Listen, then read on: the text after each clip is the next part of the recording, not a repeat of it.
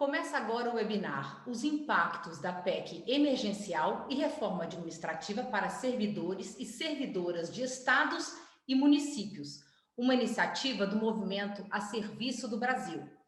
O Movimento a Serviço do Brasil é composto por 29 entidades que representam servidores do Ministério Público, Judiciário e Fisco de todos os estados brasileiros. Eu sou Giovana Jardim, consultora global da Impressa Oficina. Estamos aqui nesse momento com Lucena Pacheco, da FENAJUF, Federação Nacional dos Trabalhadores do Judiciário e Ministério Público da União. Alberto Ledur, da FENAMP, Federação Nacional dos Servidores dos Ministérios Públicos Estaduais. Celso Maliani, da FENAFisco, Federação Nacional do Fisco Estadual e Distrital. E Antônio Augusto de Queiroz, analista político e diretor de documentação do DIAP, que é o Departamento Intersindical de Assessoria Parlamentar.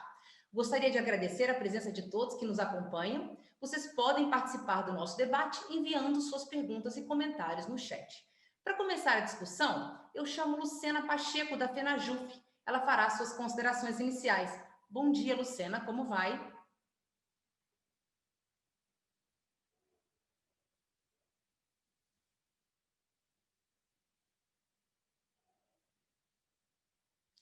Lucena, vou pedir para você tirar do mudo, por favor.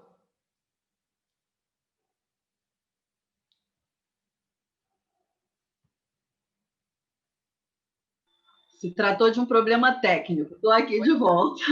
Bom dia novamente, tudo bem? Então, bom dia, Giovana, muito obrigada, tá? Bom dia aos companheiros de mesa, Toninho, Celso, Ledur, e a todas e todas que estão aqui nesta manhã acompanhando nossa conversa. Hoje, o Movimento a Serviço do Brasil, gravem aí, em MSB, Movimento a Serviço do Brasil, está aqui para trazer algumas informações e esclarecimentos, né, sobre essas propostas, né, que estão tramitando no Congresso, né, prevendo aí o fim dos serviços públicos. Nossa conversa é com a sociedade, né, cada um de vocês, usuários de serviços públicos, e com você, servidora e servidor públicos, né, de todos os poderes, né, e entes federados. União, municípios, estados, Distrito Federal, né, todos sofrerão diretamente os reflexos das propostas contidas tanto na PEC emergencial, né, na 186, quanto na PEC 32, da reforma administrativa. Servidoras e servidores, né, serão atingidos aí duplamente, diga-se de passagem, né, uma vez como executores do serviço, né, e novamente como usuários desses mesmos serviços. Entre medidas de flexibilização das regras de desligamento do serviço e a retirada de vários direitos, incluindo a redução de jornada, com a concomitante redução de salário, né, em até 25%, sofreremos também uma precarização do trabalho, das relações de trabalho, desde o acesso até a extinção dos cargos, né? A proposta prevê aí a criação de 5 vínculos distintos de contratação: cargo típico de Estado, cargo por prazo indeterminado, vínculo por prazo determinado, cargos de liderança e assessoramento e vínculo de experiências, o que vai flexibilizar aí as regras, né, as regras existentes, precariza as relações de trabalho, retirando os direitos estabelecidos no regime jurídico único, né, e a consequente capacidade dos trabalhadores se articularem no sentido de buscar novos direitos, né, limitando a luta para manter direitos. Aqui no caso, por exemplo, dos cargos de liderança e assessoramento, que deixam de ser ou de ocupação exclusiva ou, em parte, de servidores concursados, passando a flexibilizar essa regra, não haverá mais a exclusividade, né, que foi conquistada, né, com luta, né?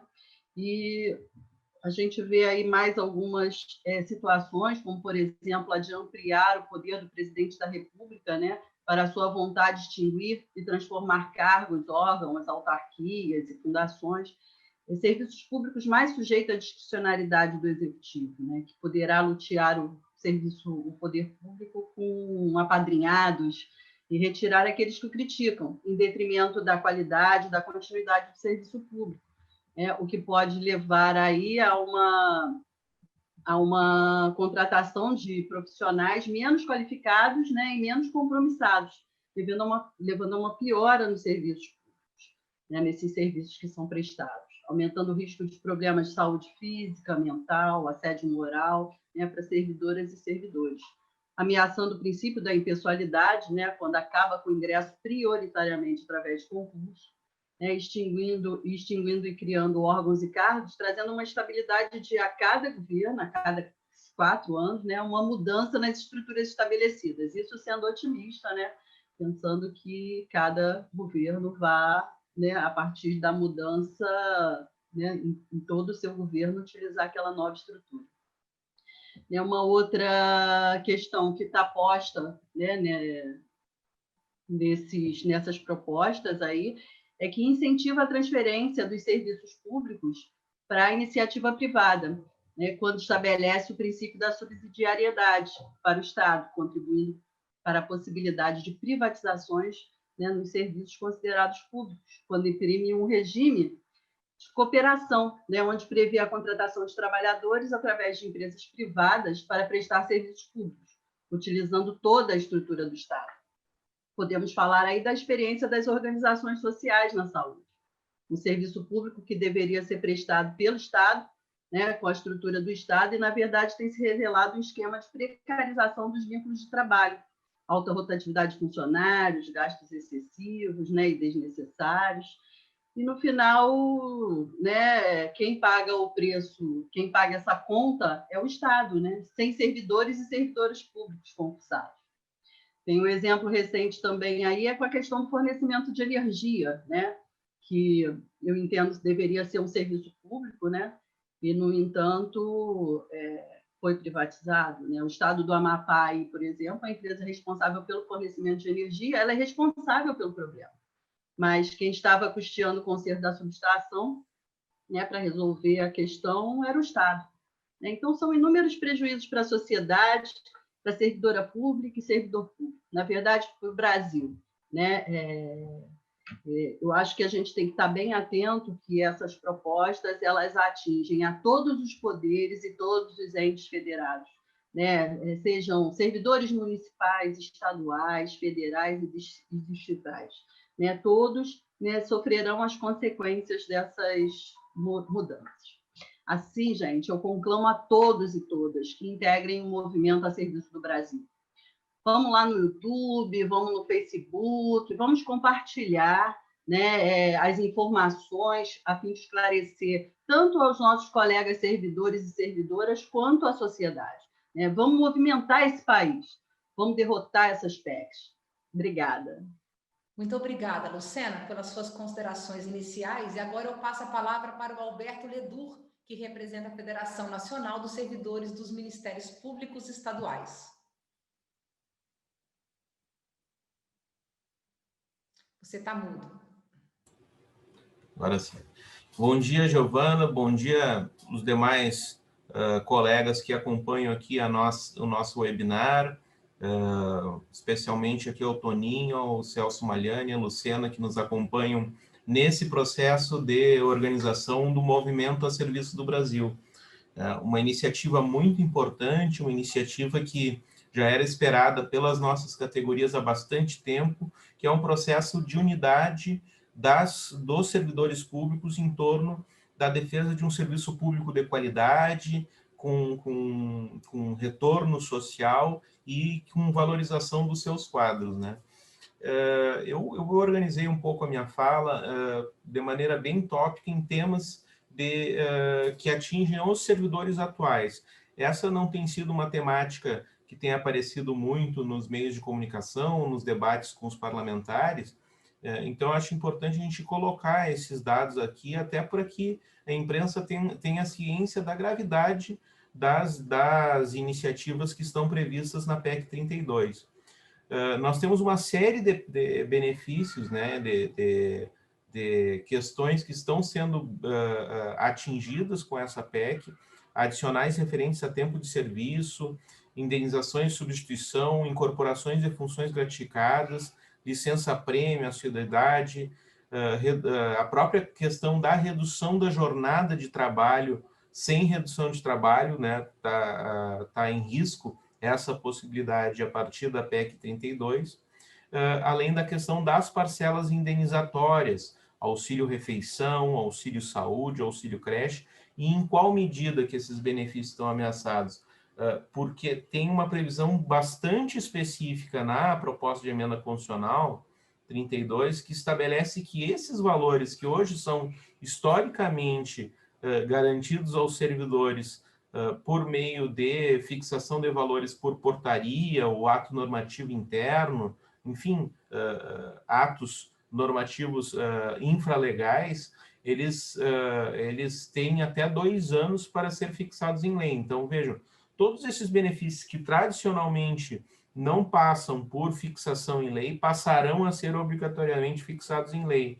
E se não forem em 2 anos, nós vamos perder esses valores, né? Então, o valor, por exemplo, do auxílio refeição, que é praticamente universalizado no serviço público, auxílio creche, auxílio saúde, esse tipo de verba está totalmente ameaçado a partir dessa disposição da PEC 32, o que causa um risco bastante grande. Por quê? Porque esses valores são valores já incorporados ao orçamento familiar, já incorporados à dinâmica de como as pessoas organizam o seu orçamento, a sua vida, a sua dinâmica todo mês. Então, nos preocupa bastante essa discussão, porque ela está passando ao largo, as pessoas não têm consciência dessa gravidade, né, da possibilidade concreta da perda dessas garantias dos servidores, não só das parcelas indenizatórias, mas também desses outros itens que eu falei no início da minha fala. Então, é importante que a gente faça essa manifestação para os servidores, esse é um webinar para servidores, e então que coloquem também sob essa perspectiva, né? Não só a discussão sobre a qualidade do serviço que vai estar ameaçado, não só a discussão sobre os riscos em relação à perda da autonomia dos servidores em estar desenvolvendo o seu serviço com qualidade, com autonomia, livre de qualquer possibilidade de pressão ou mesmo de tentativa de corrupção, né, de corrupção dentro do serviço público. É fundamental que a gente coloque essas discussões de defesa da sociedade, mas também essas questões que dão conta da vida, da condição financeira, enfim, da contraprestação do serviço que é desenvolvido pelos servidores. E é fundamental que a gente coloque isso dentro do movimento, aqui em discussão com o movimento, que a gente tenha aqui somando mais e mais adesões nas nossas redes sociais, nos nossos instrumentos de debate, como esse webinar, para que a gente consiga distribuir essa informação, uma informação para todos os servidores sobre o que está em jogo, né? Então, essa minha manifestação aqui, agradecer o espaço, Giovana, e ficar à disposição agora também para ouvir o Celso e ouvir o Toninho, que certamente vai ter uma manifestação bastante qualificada. Obrigado, Giovana. Perfeito, eu que agradeço as suas contribuições, as suas considerações, e agora então chamamos o Celso Magliani da FENAFISCO para fazer as suas considerações. Bom dia, Celso. Então, bom dia, Giovana. Dizer que é uma alegria, uma satisfação estar aqui nesse espaço, podendo, enfim, conversar com uma parcela importante de formadores de opinião da nossa sociedade. Queria saudar a você, ao Alberto Ledur, a Luciana Martins, né? E ao professor Antônio Augusto Queiroz, que com certeza vai nos brindar com uma síntese técnica de todo o conhecimento e o domínio que ele tem sobre a matéria. Mas nós somos e fizemos parte do movimento a serviço do Brasil, Jordão.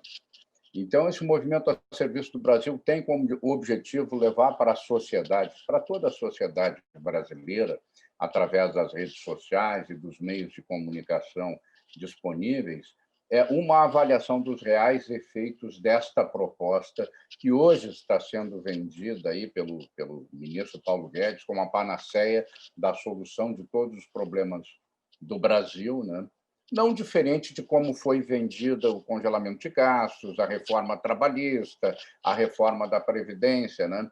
E está sendo vendida, assim, com um discurso político delicado, né?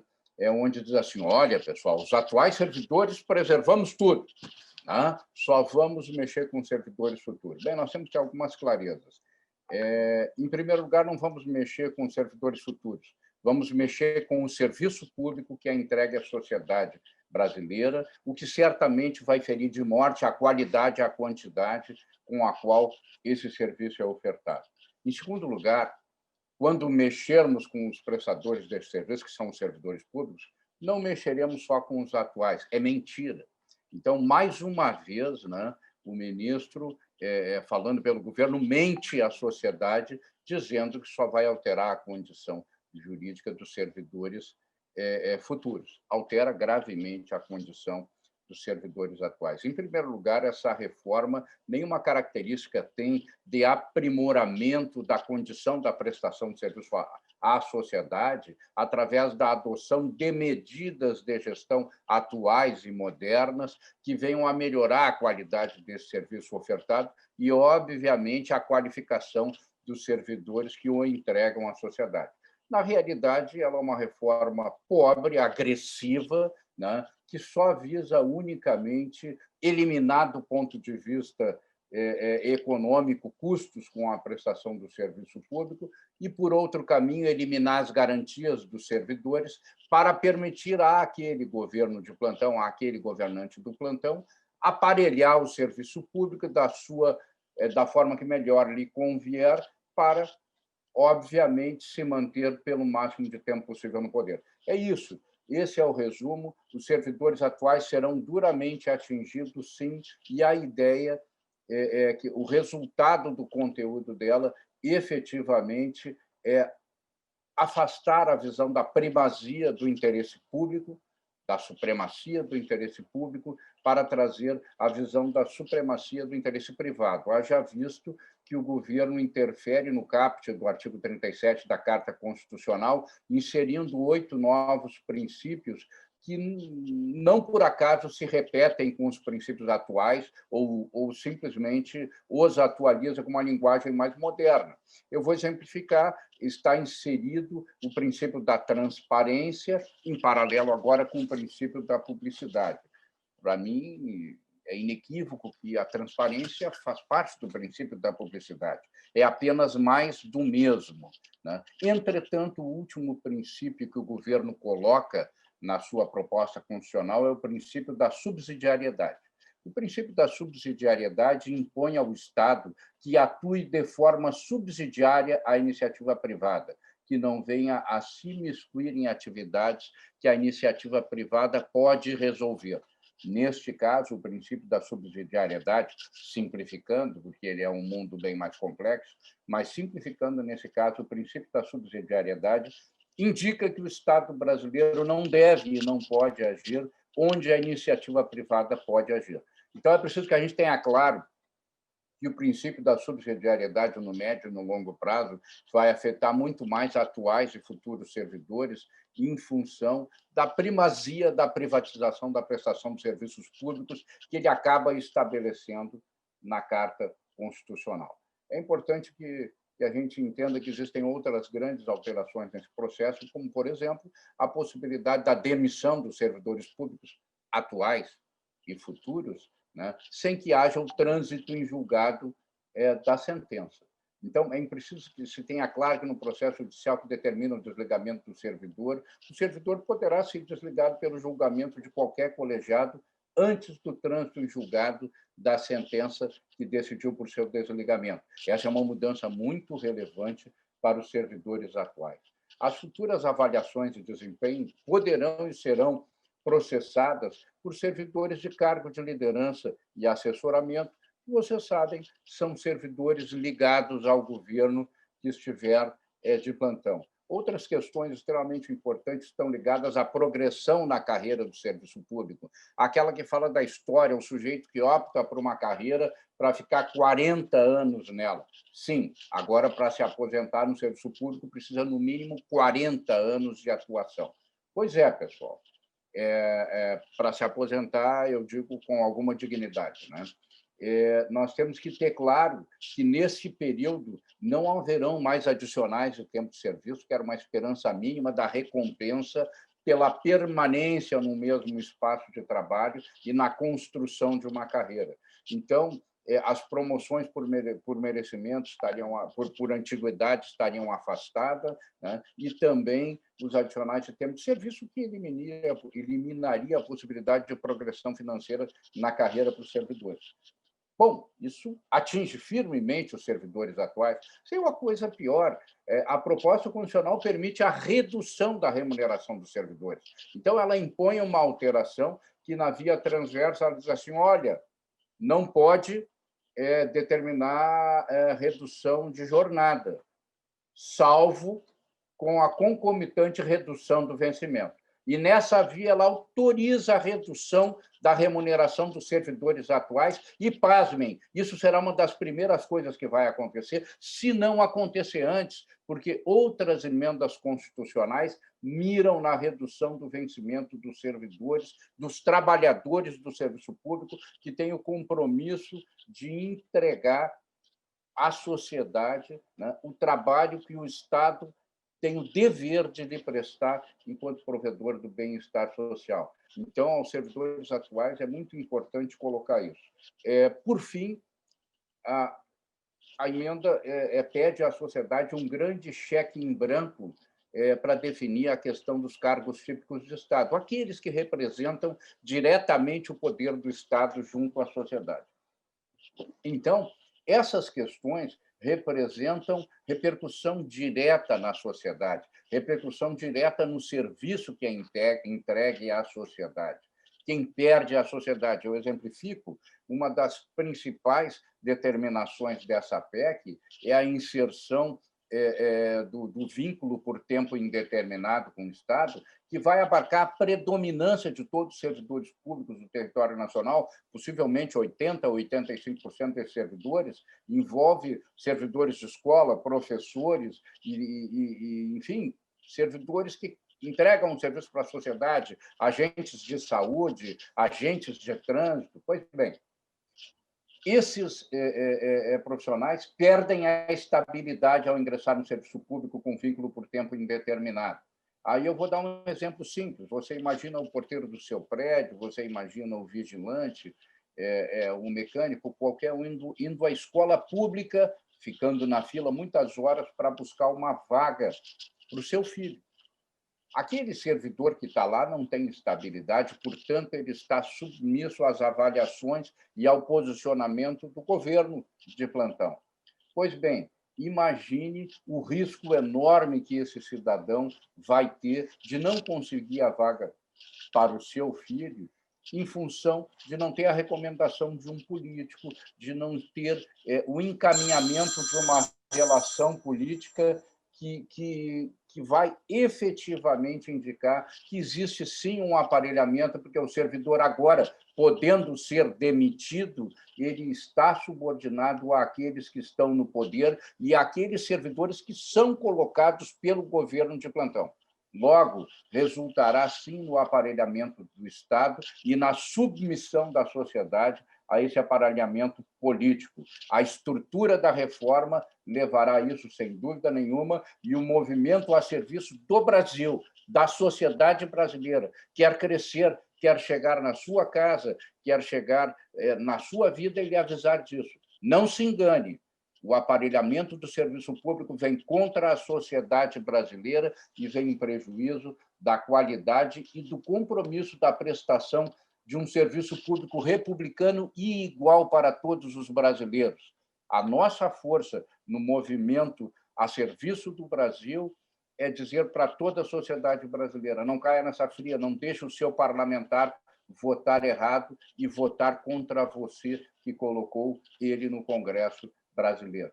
É um apelo que nós fizemos a toda a sociedade e eu encerro aqui esperando a oportunidade de, em N outras ocasiões, alertar para a importância da prestação de um serviço público republicano, isento e igual a todos os brasileiros. É isso, obrigado. Muito obrigada, Celso, pelas suas considerações. E antes de passar a palavra para o Antônio Augusto de Queiroz, porta-voz do DIAP, eu queria relembrar que todos podem e devem nos encaminhar perguntas aqui, que na sequência nós vamos abrir para tirarem as dúvidas, tá? Então agora está com você a palavra, Antônio Augusto. Bom dia, tudo bem?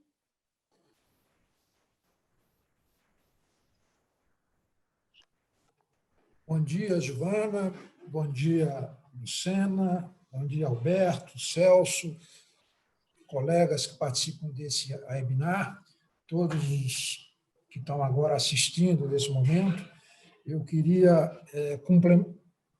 complementando aquilo que os colegas já falaram, fazer uma avaliação do contexto em que se insere essa reforma.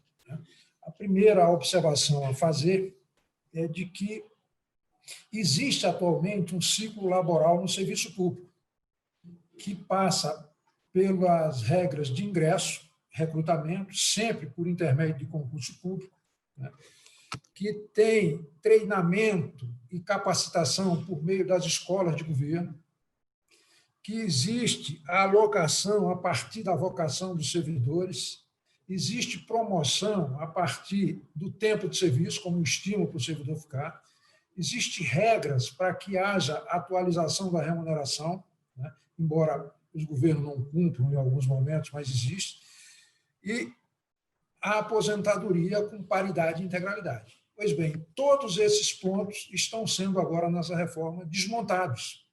Como se falar em meritocracia, em melhoria de qualidade do serviço público, se aqueles que são os responsáveis pela execução desse serviço público não são motivados, não têm o contrato de trabalho respeitado, porque quando fez o concurso público existia regras que as pessoas fizeram a opção de ganhar pouco, mas ganhar pouco a vida inteira e de garantir aquela remuneração mínima para manter o seu padrão de vida. Isso foi uma opção que os servidores fizeram. E mudar as regras no meio do caminho, isso é extremamente preocupante. Então, com essa observação inicial, eu passaria para tratar do contexto da reforma, para mostrar que o objetivo dessa reforma não é efetivamente melhorar a qualidade do serviço público ou trazer meritocracia para o serviço público. É ao contrário, é uma visão meramente fiscalista, né, e que tem por objetivo abrir espaço para a iniciativa privada substituir o Estado na prestação de serviço à população. Então, para compreender a reforma administrativa, entender suas reais motivações e objetivos, é preciso, então, contextualizar o ambiente político e o projeto de governo em que ela se insere. Afinal, ela vem sendo apresentada como uma condição para melhorar os serviços públicos. E aqui nós vamos advertir que, no formato que foi apresentada, não atende a esse propósito. Então, essa reforma ela não é um ato isolado, faz parte do chamado Plano Mais Brasil, do governo Bolsonaro, que inclui 4 outras propostas de emenda à Constituição. Uma proposta que tratou da reforma da Previdência, que eu vou explicar aqui quais as suas implicações, a proposta, ou chamada PEC emergencial, a PEC 186, que está em tramitação no Senado, uma segunda PEC 187, que trata dos fundos constitucionais, a PEC 188, que trata do Pacto Federativo, e, por último, agora a reforma administrativa, a PEC 32. Então, é nesse contexto mais geral em que essa reforma se insere. E, portanto, ela tem esse objetivo mais amplo de rever o papel do Estado na economia, tanto na dimensão econômica quanto na dimensão social, dentro dessa lógica de redução do estado de bem-estar social, que começou na década de 80, lá nos Estados Unidos e no Reino Unido. Então, são mudanças com esse propósito, de adotar no país uma reforma gerencial que se preocupe mais com a economia e com a participação do setor privado nesse processo do que propriamente com as necessidades da população. Então, é uma inversão de valores nesse processo. Pois bem, esse Plano Mais Brasil, ele representa a continuidade e o aprofundamento da agenda Ponte para o Futuro, do governo Michel Temer, que instituiu o teto de gasto, portanto, congelou o gasto público durante 20 anos, fez uma reforma trabalhista, criando várias modalidades de contratação com precarização das relações de trabalho e ampliou, generalizou a terceirização no setor privado e que essa reforma agora estende para o serviço público.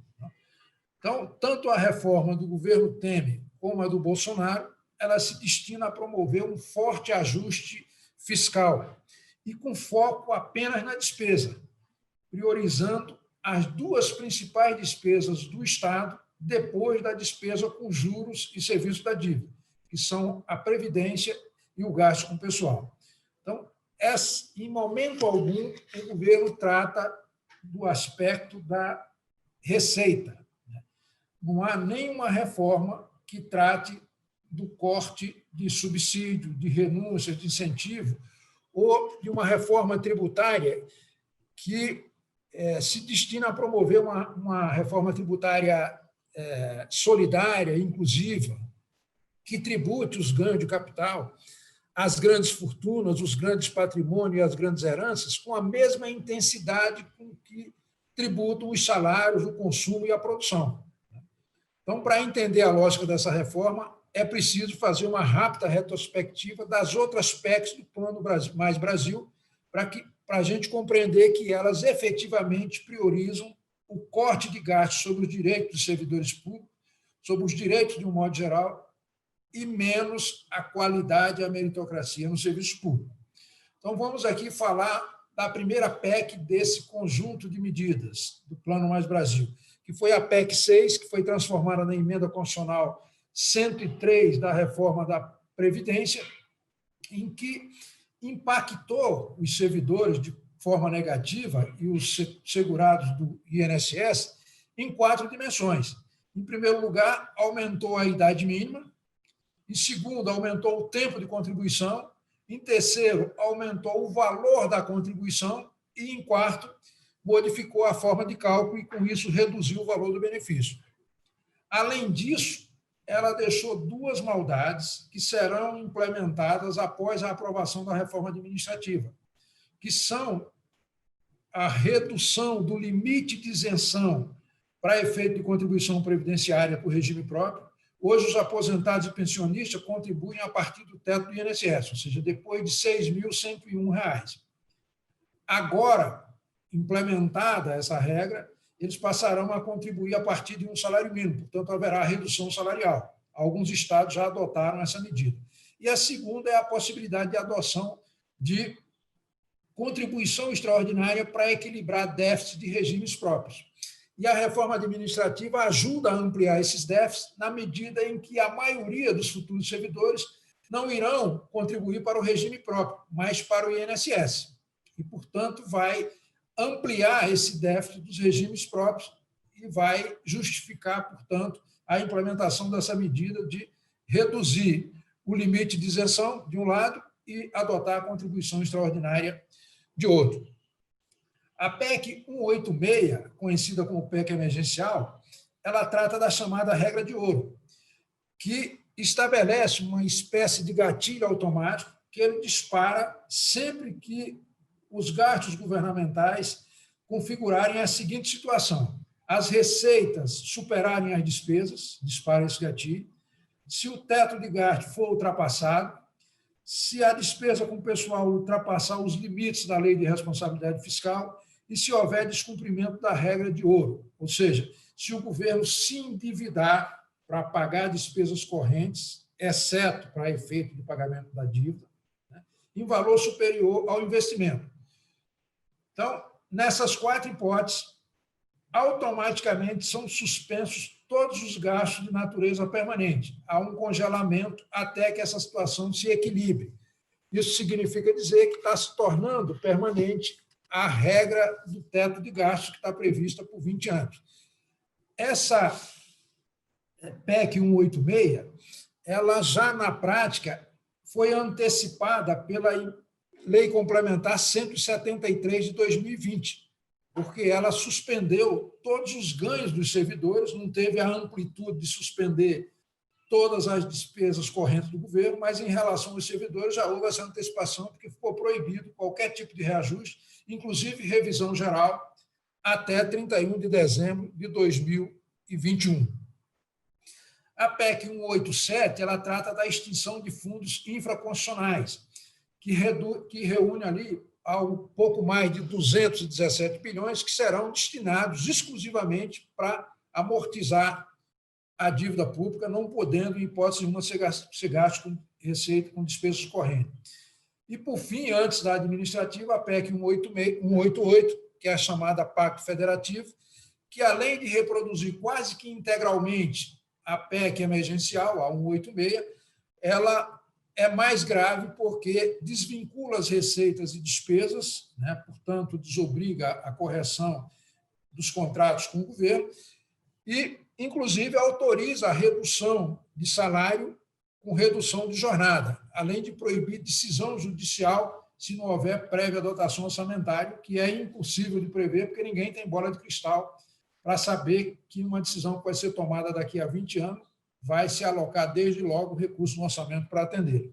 Então, é um conjunto de PEC que tem como fundamento teórico o equilíbrio fiscal intergeracional, ou seja, não permitir que o governo possa se endividar em valor superior ao investimento, porque se fizer isso, pela lógica fiscal, do equilíbrio fiscal intergeracional, as futuras gerações vão pagar despesas contraídas pelas atuais sem se beneficiar delas. Então, essa despesa teria que ser limitada ao volume de investimento, de tal modo que essas futuras gerações que vão pagar a conta possam se beneficiar. E, sendo investimento, produz retorno no futuro e essas gerações se beneficiam. Então, é um argumento muito consistente, mas que é falacioso porque pega-se como variável de ajuste apenas a parte mais fraca econômica, social e politicamente nessa relação, que são os assalariados, né? E aqueles que dependem da prestação do Estado, preservando, portanto, camadas que têm capacidade de poupança, detentores de título da dívida pública, né? E, portanto, há um enviesamento dessa reforma e, pelo que a gente viu até agora, o objetivo dessa reforma, então, é reduzir o papel e o tamanho do Estado na prestação de serviços, na produção de bens e na gestão de programas sociais, né? Transferindo tais iniciativas para o setor privado mediante remuneração. Portanto, vai ter-se aí um custo adicional com essa terceirização que vai se dar por intermédio de contrato de gestão, por instrumento de cooperação ou por outras modalidades previstas na reforma administrativa. Essa reforma também ela faz parte de 3 suposições, na nossa avaliação, equivocadas. A primeira suposição é de superioridade do mercado ou da iniciativa privada em relação ao Estado na prestação de serviços, na produção de bens e na execução de programas sociais, com recursos públicos. Então, acha que o Estado é mais eficiente nessa perspectiva. A segunda, a suposição é de que o serviço público é ineficiente e corrupto por natureza. Também é outro equívoco. E a terceira e mais grave é a suposição de que o servidor de carreira é preguiçoso, ganha pouco, trabalha muito, é desonesto e é contrário ao mercado, à iniciativa privada, ao lucro, ao capitalismo, etc. Então, é uma lógica distorcida, equivocada e que vai penalizar servidores que são os responsáveis por entregar serviços públicos à sociedade. Se não fosse o serviço público, os servidores públicos, se o orçamento público, muita gente nessa pandemia teria sido abandonado à própria sorte e certamente o número de mortes seria, no mínimo, o dobro das que ocorreram. Então, o serviço público tem um papel fundamental. Uma reforma administrativa teria que vir para tornar mais eficiente esse serviço público, mais eficaz e mais efetivo, mas o que se vê não é exatamente isso. Embora a exposição de motivos, do ponto de vista retórico, sinalize em sentido contrário, ou seja, diz que a reforma tem como fundamento reduzir o custo do Estado para que ele entregue mais e melhor e que teria como objetivo evitar um duplo colapso, que seria, de um lado, colapso na prestação de serviço e, do outro, colapso orçamentário. Mas tem outras alternativas para fazer isso sem necessariamente prejudicar os mais pobres e retirar direitos e estrutura da máquina pública, né, que tem a finalidade de prestar serviço público. A exposição de motivos, ainda aprofundando mais, apresenta uma retórica que seriam 3 grandes eixos ou 3 grandes orientações da reforma, que seria modernizar o Estado, conferindo maior dinamicidade, racionalidade e eficiência à sua atuação. Pelo que se viu até agora, nada disso se concretiza. Segundo, aproximar o serviço público brasileiro da realidade do país, também está em sentido inverso disso. E terceiro, garantir condições orçamentárias e financeiras para a existência do Estado e para a prestação de serviço de qualidade. Então, são promessas que a reforma não entrega, ela faz o sentido inverso. Esses propósitos são plausíveis, todos nós desejamos que isso aconteça, mas não é o que a reforma está propondo. Retoricamente, portanto, são critérios plausíveis, mas que, na prática, essa reforma não apresenta isso, que, no final, representaria uma melhoria da qualidade do serviço público e uma ampliação da meritocracia na administração pública. Cabe aqui algumas indagações. Como é possível melhorar a qualidade do serviço público com a precarização, com a redução de pessoal e sem investimento em infraestrutura e insumos para a prestação de serviço? Isso é uma contradição. Você não vai melhorar a administração pública retirando as condições para que ela preste um serviço público de qualidade. Aliás, o problema de serviço público no Brasil, a suposta ineficiência, não decorre do fato de ser prestado por servidor público. Decorre da insuficiência de condições objetivas para alcançar e prestar de modo universal esse serviço. E, na medida em que isso for privatizado, vai ser muito mais seletivo. Hoje é universal, qualquer um tem acesso às redes públicas. Se for privatizado, vai ser seletivo. Cabe também um outro questionamento. Que meritocracia pretende o governo se o concurso, que é um dos principais elementos da meritocracia, para contratar pessoal por prazo indeterminado, na prática é eliminado, vira exceção? Por que o governo precisaria fazer concurso se ele tem, pela reforma administrativa, a prerrogativa de contratar por prazo indeterminado em todas as áreas do serviço público, que pode preencher cargos através da chamada liderança ou assessoria, recrutando no setor privado por indicação de integrantes da base. Se pode firmar contrato de gestão e substituir a contratação direta. Se pode fazer um instrumento de cooperação, ou seja, não há necessidade, pelo novo mecanismo, de fazer concurso. E aqui é um dado interessante. Os aposentados e pensionistas estão achando que estão fora da reforma, mas não estão. Porque o parâmetro para a paridade, para dar reajuste para os servidores inativos e pensionistas, é o servidor ativo. Se ele deixa de existir formalmente, as carreiras deixam de existir, porque vão ser substituídas por contrato temporário ou por outra modalidade, qual é a referência para o reajuste? E, portanto, tem impacto grande, como tem para os servidores ativos, e eu vou finalizar falando disso.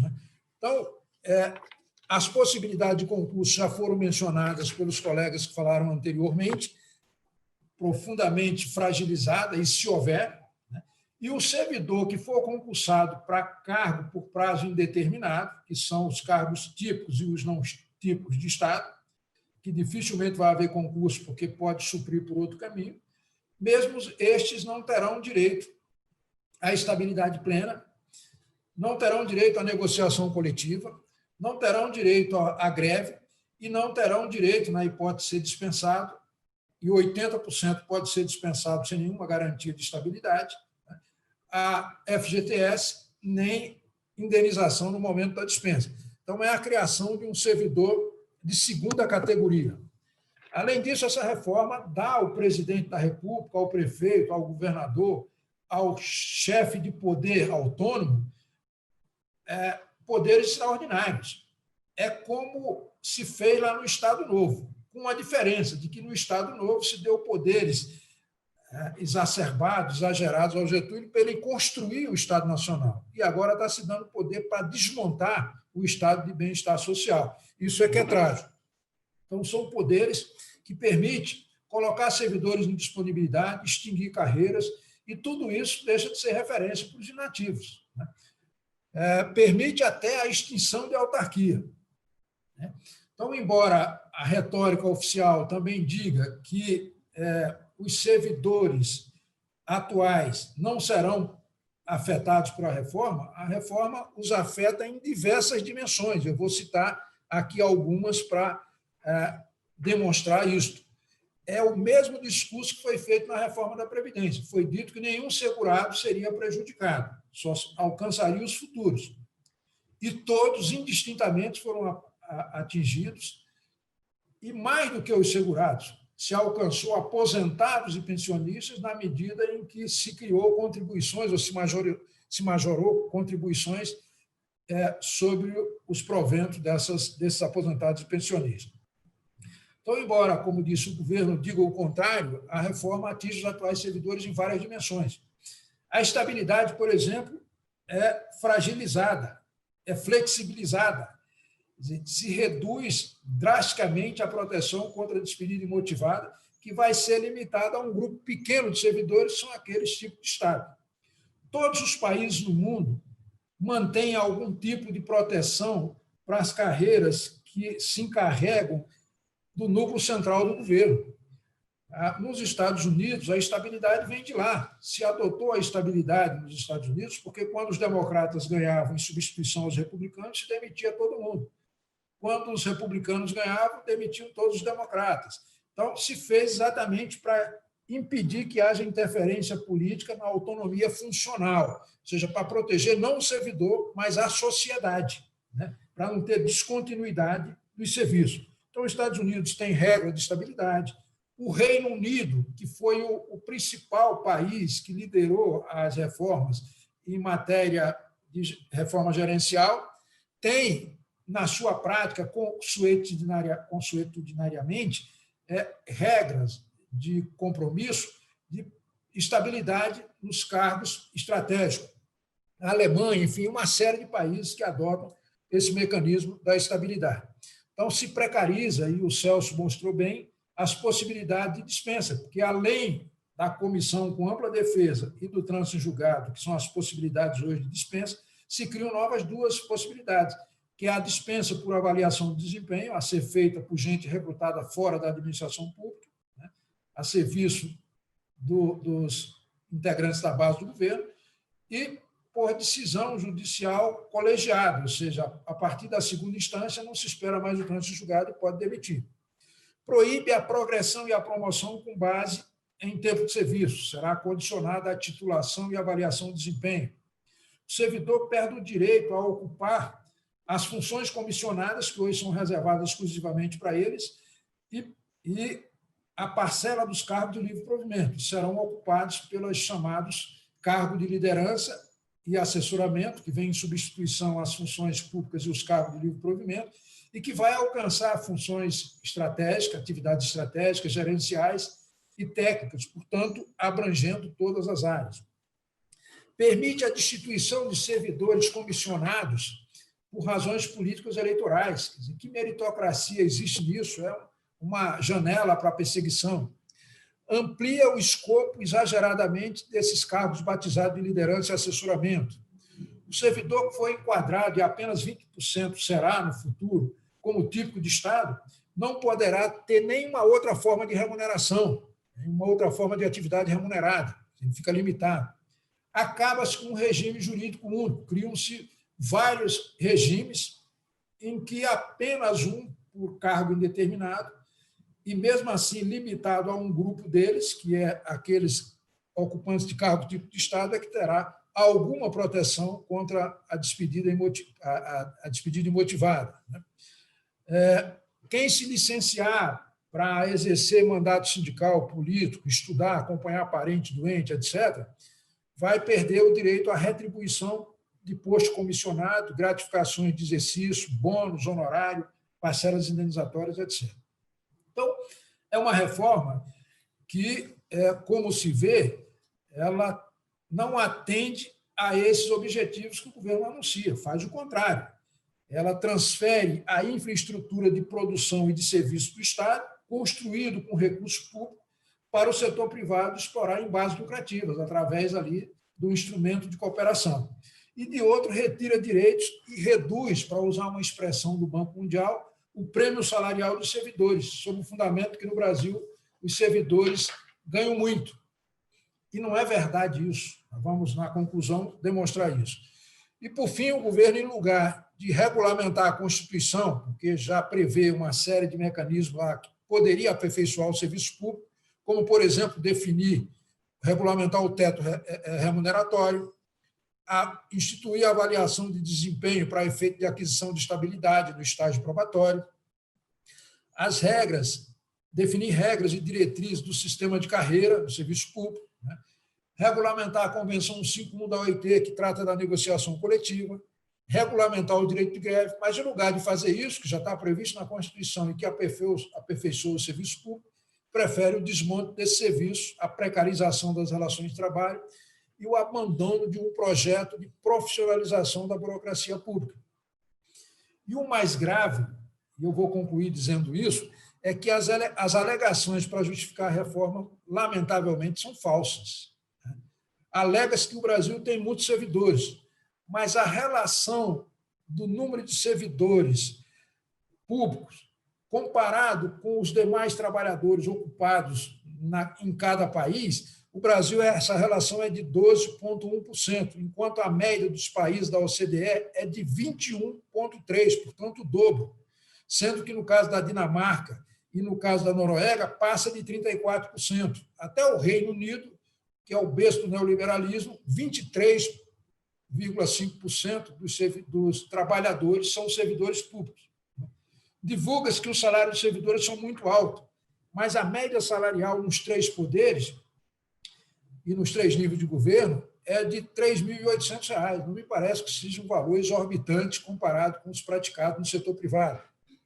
Argumenta-se que o gasto com o pessoal é elevado, mas nunca esse gasto ultrapassou um percentual do PIB, que foi 5%, sempre ficou abaixo disso.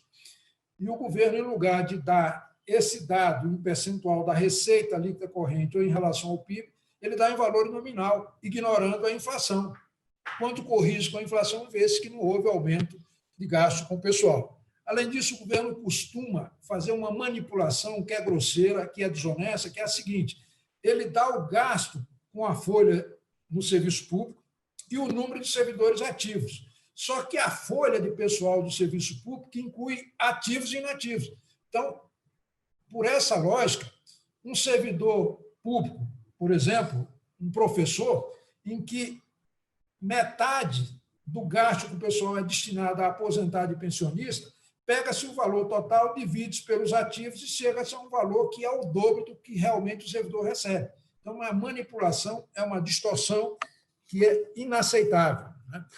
E, portanto, essa reforma para reduzir gastos com o pessoal, ela não se justifica porque já existe pelo menos 3 limites de gasto com o pessoal na Lei de Responsabilidade Fiscal. Um limite total, que fixa em 50% o gasto com o pessoal, no caso da União, um limite de alerta, que avisa quando chega a 90% desse valor, e um limite prudencial, que já começa a suspender ganhos e possibilidades de ganho de servidores, sempre que chegar a 95%. Então, Antônio, como já foi mencionado aqui, e concluir, tá bem, só para você lembrar. A reforma, longe de ser a melhoria do serviço público ou a adoção de meritocracia na administração, é contratar no setor privado esse serviço. Então, a ideia, e concluo dizendo isso, é que a reforma administrativa vai, num primeiro momento, transferir para o setor privado sem fins lucrativos, organizações sociais, depois fazer parcerias com o setor privado e, no fim, distribuir vouchers para que as pessoas contratem no serviço público. Então, com base em tudo isso que se falou aqui, eu e os colegas, pode-se afirmar que a PEC da reforma administrativa foi concebida para desorganizar o serviço público e justificar a sua transferência para o setor privado, para punir os atuais servidores e submeter os futuros servidores a regras draconianas de gestão de pessoas. Então, com isso, eu queria encerrar aqui a minha intervenção, cumprimentando a cada um de vocês que falaram nessa live, nesse webinar, e cumprimentando também a Giovana pela condução desse debate. Eu que te agradeço pelas amplas considerações, Antônio Augusto. Muito, muito importante, muito interessante esse comparativo com os demais países da OCDE. Eu não conhecia esses dados e eles são muito importantes para o nosso entendimento. Agora vamos abrir as perguntas que o público encaminhou, né, para vocês, e a gente vai fazer um exercício aí de respostas em 2 minutos, tá bom? Começamos pela Lucena. Lucena, o que podemos fazer para mostrar aos colegas de profissão que a reforma não é boa para os servidores e para a população, principalmente os que acham que a reforma é boa e vai ajudar o país?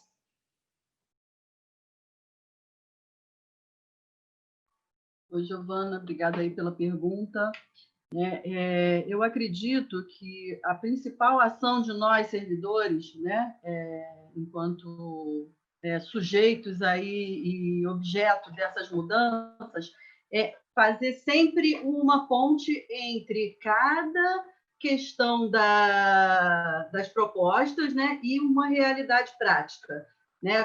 Quando eu associei lá a questão das OS na saúde, né, que foi um caso que explodiu na mídia, né, convencional, né, foi veiculado aí de toda forma. Então, a gente mostra para a população que esse serviço foi prestado de uma forma prejudicial para essa população. E aí dizer da onde vem isso. Eu acho que fazer esse exercício de informação para a população, acho que a gente consegue mudar um pouco, né, da opinião pública com relação a isso. Era isso. Perfeito, Lucena. Obrigada pelas considerações. Agora uma pergunta para o Ledur. Qual o efeito da reforma sobre os cargos comissionados?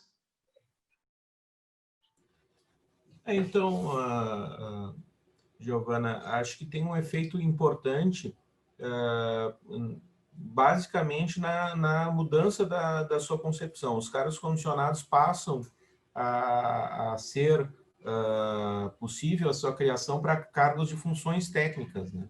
Então, esse é um dado bastante importante que modifica, que é modificado com a reforma. Então, nós podemos ter uma proliferação alta do número de cargos comissionados para preenchimento de funções técnicas, burocráticas então, uma proliferação bastante grande.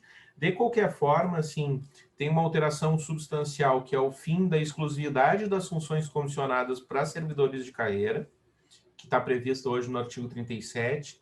Tem uma modificação também que é o fim do percentual de cargos comissionados que devem ser providos por servidores de carreira, também está previsto no mesmo artigo. Tem também algumas iniciativas que não estão no texto da PEC 32, mas que são de iniciativas de parlamentares, de estabelecimento de um processo simplificado de seleção, né?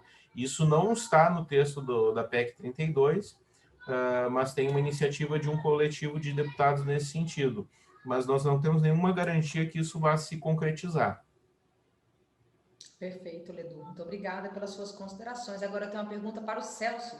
Celso, alguns servidores pensam que já possuem direitos adquiridos e não podem ser afetados. Vocês podiam esclarecer o direito adquirido a regime adquirido? Perdão, a regime jurídico?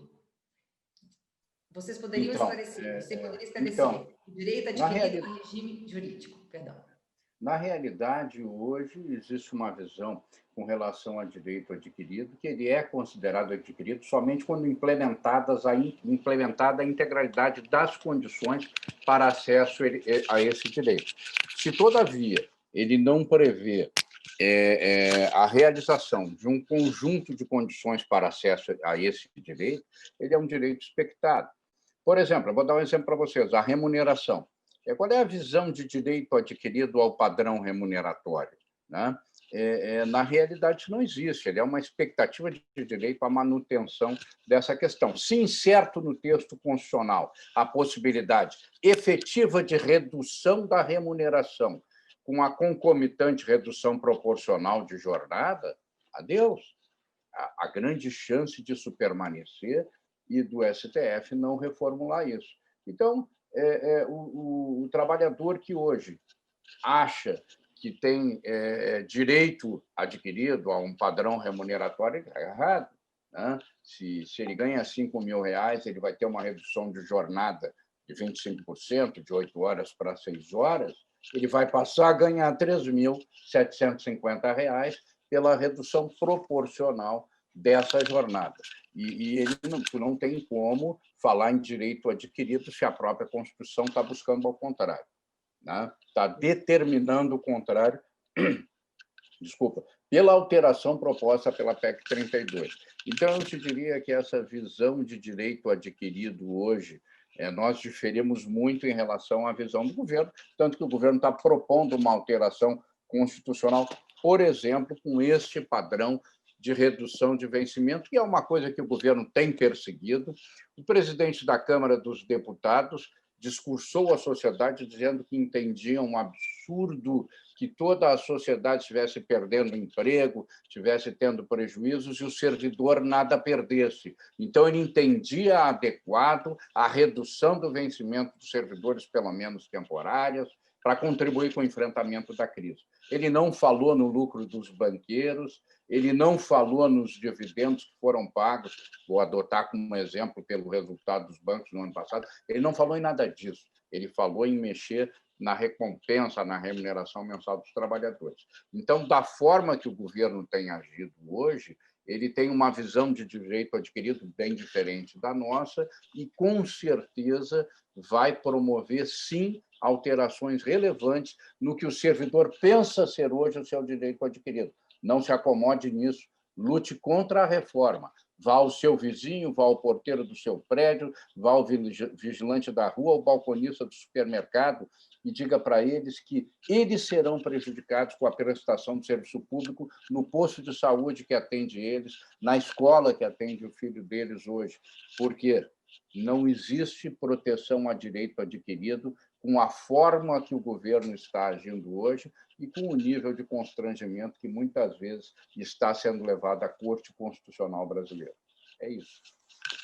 Perfeito, Celso. Muito clara a resposta. Agora, uma pergunta para o Antônio Augusto.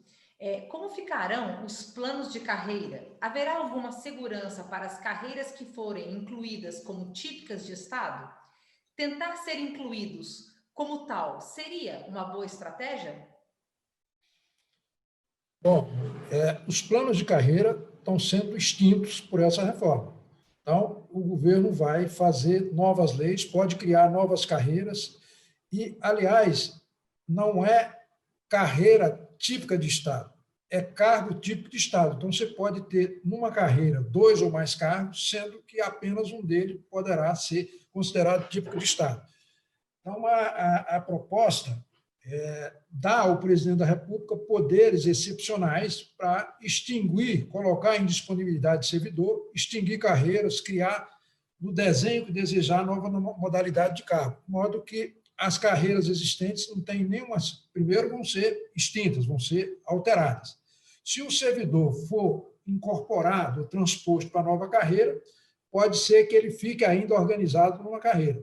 Mas, se não for e for só para os novos, essa carreira, na prática, ficará em extinção na medida em que não haverá reposição, não haverá contratação para aquele cargo.